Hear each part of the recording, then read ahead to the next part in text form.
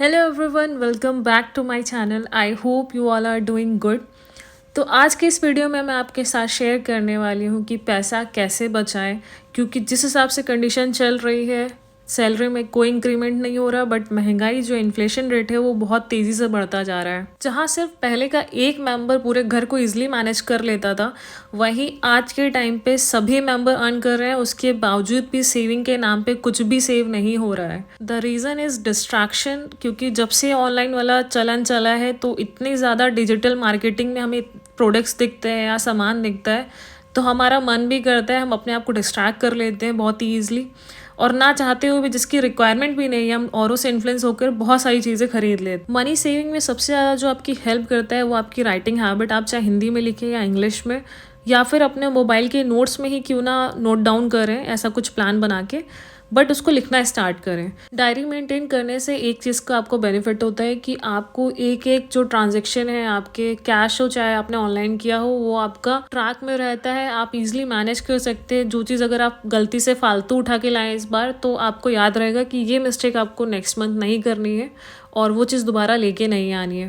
मेरे पास ऐसी रफली 2-3 डायरी है जिसे मैं मेंटेन करके हमेशा रखती हूँ। तो सबसे पहले हम शुरुआत करेंगे अपने बजट से, क्योंकि वो बहुत बड़ा रोल प्ले करता है आपका पैसे बचाने में।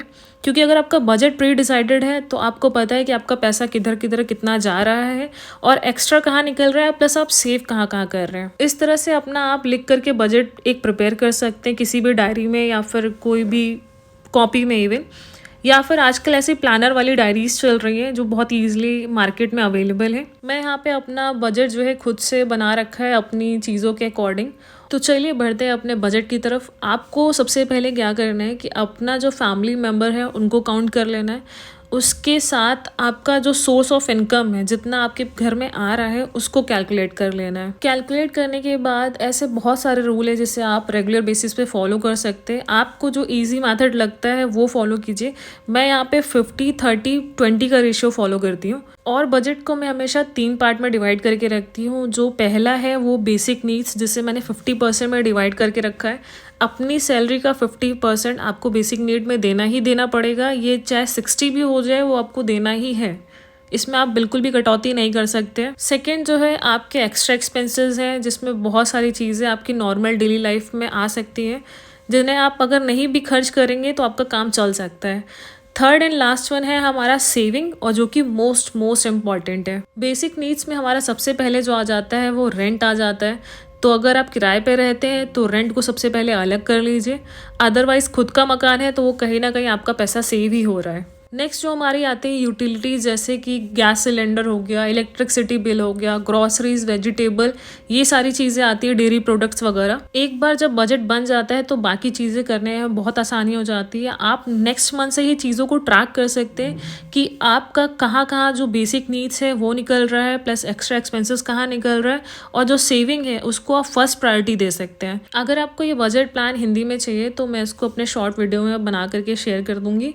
नेक्स्ट हमारा आता है ट्रांसपोर्टेशन, जिसमें हमारा कन्वेंस या फिर पेट्रोल भी काउंट कर सकते हैं। अगर आपके पास 4 व्हीलर है या फिर बाइक या कुछ भी है, तो इसके अकॉर्डिंग आपका जितना एक्सपेंस निकलता है, जितना पेट्रोल निकलता है, वो आप कैलकुलेट करके रख सकते हैं। नेक्स्ट जो मोस्ट इंपॉर्टेंट है वो हमारा रिचार्ज है, क्योंकि आज के टाइम पे बिना फ़ोन के तो रहना पॉसिबल है, और चार्जेस 300-400 जो भी आप अपने अकॉर्डिंग करवाते हैं वो भी मस्ट हो गया है। इसी में आप अपने बच्चों की फ़ीस और ट्यूशन फ़ीस भी ऐड कर सकते हैं अगर हैं तो। यहाँ पे मैंने पेंसिल से इसलिए लिख रखा है क्योंकि रेट जो है किसी भी चीज़ के अप डाउन होते रहते हैं, तो बार बार करेक्शन करने में प्रॉब्लम होती है, तो मैंने यहाँ पे पेंसिल से लिख रखा है। बढ़ते हैं अपने सेकंड एक्सपेंसेस की तरफ, जिसमें मैं इसे एक्स्ट्रा एक्सपेंसेस में ही काउंट करती हूँ। कुछ ही चीज़ें बेसिक्स हैं, जैसे मेंस का ग्रूमिंग वगैरह, वो मंथली वो खुद से कराने जाते हैं।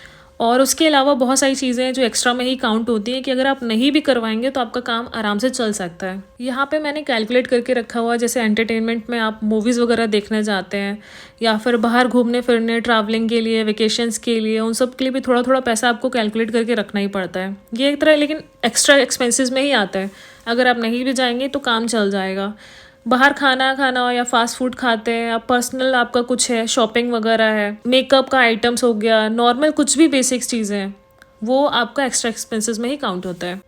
अगर हमारा जो ज़रूरत की चीज़ें कैलकुलेटेड रहती हैं, जुड़ी हुई रहती हैं, तो उससे हमें पता चल जाता है कि अगले महीना से हमें इतना सेव करना ही करना है और उसमें बिल्कुल भी आपको वो चीज़ पैसा बिल्कुल नहीं छूना है। उसके लिए आप कुछ ऐसे अकाउंट्स खुलवाइए, जैसे कि SIP वगैरह कर सकते हैं, PLI वगैरह करवा सकते हैं, कुछ पोस्ट ऑफिस में भी जमा करवा सकते हैं।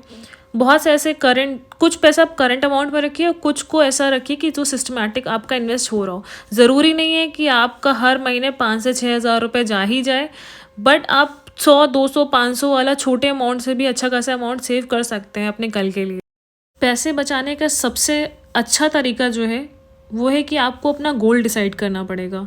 गोल इन द सेंस कि आपको 1 साल में इतना टारगेट लेके चलना पड़ेगा कि मुझे इतने साल में या इतने महीने में इतना पैसा कैलकुलेट करके रखना है।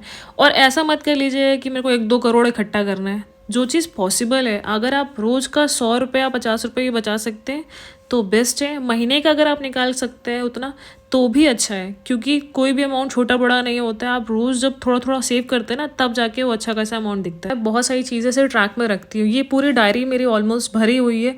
मेरे जितने भी ट्रांजेक्शन हुए हैं, मतलब जो भी मैं राशन वगैरह लेके आती हूँ या ग्रोसरीज वगैरह लेके आती हूँ, और जो भी एक्स्ट्रा एक्सपेंसेस होता है मैं उसको नोट डाउन करके रखती हूँ प्रॉपरली मंथ के अकॉर्डिंग। मैंने सारा कुछ लिख के रखा हुआ है। बढ़ते हैं हम अपने नेक्स्ट मनी सेविंग टिप्स की तरफ पे।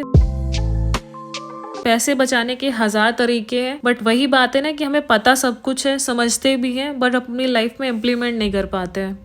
तो वो चीज़ कहीं ना कहीं बहुत ज़्यादा मैटर करती है कि किस तरह से आप हर चीज़ को मैनेज करते हैं। तो सबसे पहला तरीका है कि जब कभी भी हम शॉपिंग करने जाएं, मैं ग्रॉसरी बेसिक चीज़ों की ही बात कर रही हूँ, तो अपनी एक ग्रॉसरी लिस्ट अच्छे से प्रिपेयर करके रख लें। सबके घर में अलग अलग चीज़ें आती होंगी, मैं अपनी यहाँ पे लिस्ट शेयर कर रही हूँ कि जो मेरे घर में रिक्वायरमेंट होती है। बहुत सारे जो लोग होते हैं वो लिस्ट अपने अकॉर्डिंग प्रिपेयर करते हैं, जैसे जैसे सामान ख़त्म होता जाता है उसके हिसाब से वो नोट डाउन करते जाते हैं।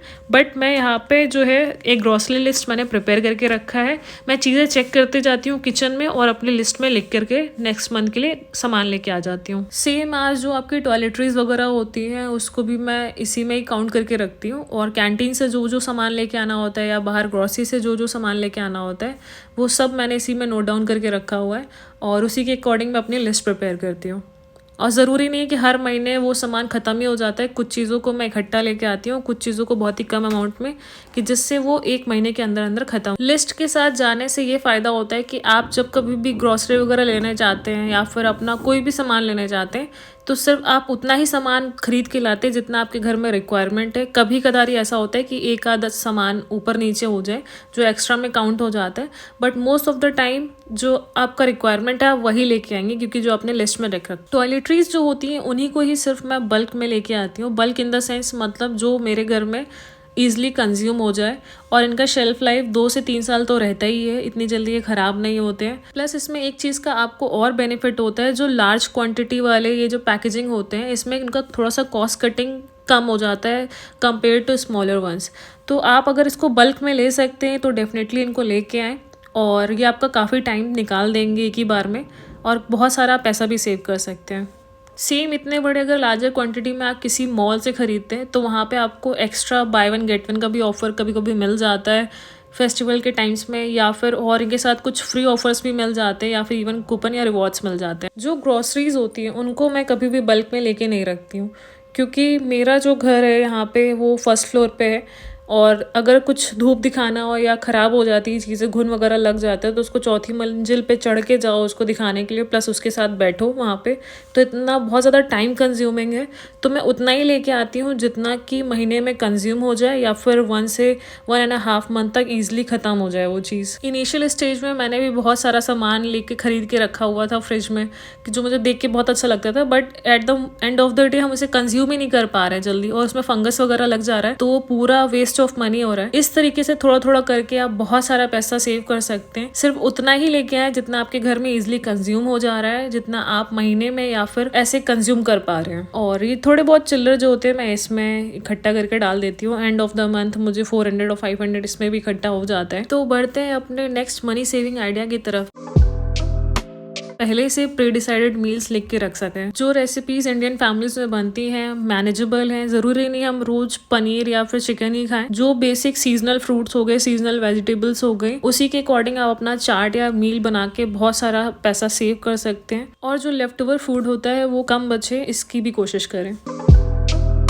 नेक्स्ट जो मनी सेविंग टिप है वो एक्चुअली हमारे लिए है। थोड़ा थोड़ा करके हम बहुत सारा पैसा पार्लर या सैलून वगैरह में इन्वेस्ट कर देते हैं, जिसमें से बहुत सारी चीजें हम खुद से अपने आप घर पे कर सकते हैं। जस्ट लाइक मैनिक्योर पेडिक्योर्स के लिए आप कुछ अच्छे प्रोडक्ट्स लेके आ जाइए या फिर घर पे ही अपने आप से DIY कर लीजिए। मैं सिर्फ पार्लर जाती हूँ तो आईब्रोज के लिए जाती हूँ, otherwise clean up, waxing and all ये सब मैं खुद से ही कर लेती हूँ। घर में ही आप छोटे मोटे फेशियल DIYs, हेयर DIYs खुद से बना सकते हैं, जो कि बहुत ही आसानी से 2-3 प्रोडक्ट्स के साथ बन जाता है। मार्केट में आए दिन रोज नए प्रोडक्ट्स लॉन्च होते रहते हैं, जो आपको बड़े बड़े दावा करते हैं कि इसको लगाने से ऐसा हो जाता है, उसको लगाने से ऐसा हो जाता है, बट एक्चुअल में देखा जाए तो उनसे कुछ ज्यादा रिजल्ट या इफेक्ट नहीं मिलते हैं हमारे फेस पे। लेकिन इसका ये भी मतलब नहीं है कि आप जो स्ट्रीट साइड पे चीप प्रोडक्ट्स मिले उसको लेके अप्लाई करना स्टार्ट कर दें। फेस में अगर आप कुछ लेते हैं तो आप एक बार ही खरीदें, बट अच्छी चीज खरीदें। स्पेशली मेकअप वगैरह, जो लिपस्टिक हो गई, वो बहुत ही ज्यादा फेस को डल और बाद में खराब कर देते हैं।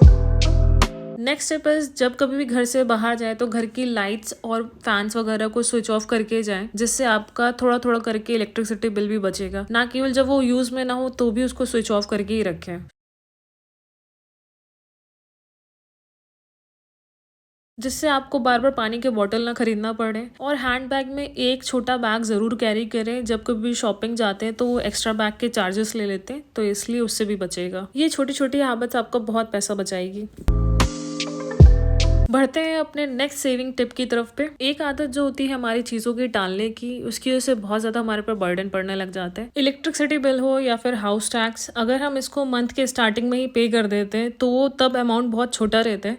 अगर धीरे धीरे चीजें हम टालते जाते हैं तो वो बहुत बड़ा अमाउंट हो जाता है, प्लस उसमें फिर फाइन भी ऐड होने लग जाता है। अगर किसी वजह से हमने लोन ले रखा है या EMI ले रखा है, EMI पे कोई चीज़ चल रही है, तो उसको भी अगर हम मंथ के स्टार्टिंग में फिक्स कर लें कि हमें देना ही देना है, तो उसमें भी अलग से इंटरेस्ट लगना बंद हो जाएगा। और इस तरीके से जो एक्स्ट्रा इंटरेस्ट और फाइन जा रहा है उससे भी हमारा बहुत पैसा सेव होगा। कोई भी बिल्स होते हैं, इवन शॉपिंग के या फिर ग्रोसरी वगैरह के, मैं यूजुअली उनको फेंकती नहीं हूँ और उनको एटलीस्ट 1 और 2 मंथ्स के लिए तो रखती हूँ, जिससे मुझे बाद में कोई चीज़ रिमाइंड करना हो तो उसमें वो बहुत ज़्यादा हेल्प करते हैं। कभी कदर ऐसा होता है कि हम डायरी में मेंटेन नहीं कर पाते हैं, ट्रैक अपना नहीं कर रख पाते हैं चीजों को, तो वो आपको बहुत ज्यादा हेल्प करेंगे। आप एक एक बिल को सिलेक्ट करके और एक एक अपना नंबर जो है आप उसको कैलकुलेट कर सकते हैं लास्ट में कि इस महीने आपने कितना खर्च किया। इन्हीं सारी छोटी छोटी हैबिट से आप बहुत सारा मनी सेव कर सकते हैं। बोलना इजी होता है बट प्रैक्टिकली लाइफ में बहुत डिफिकल्ट। सेविंग करने का सबसे बेस्ट तरीका यही है कि आपके गोल्स जो है वो प्री डिसाइडेड हो। आप उनको कहीं लिख के रखें कि मुझे इतने साल में इतना इकट्ठा करना है। जैसे मैंने आपके साथ पहले भी शेयर किया है, कुछ ना कुछ गोल आपकी लाइफ में होना ही चाहिए कि आपको उतना करना है अमाउंट। अदरवाइज आप ऐसे ही डिस्ट्रैक्ट होते रहेंगे, जो चीज की रिक्वायरमेंट नहीं है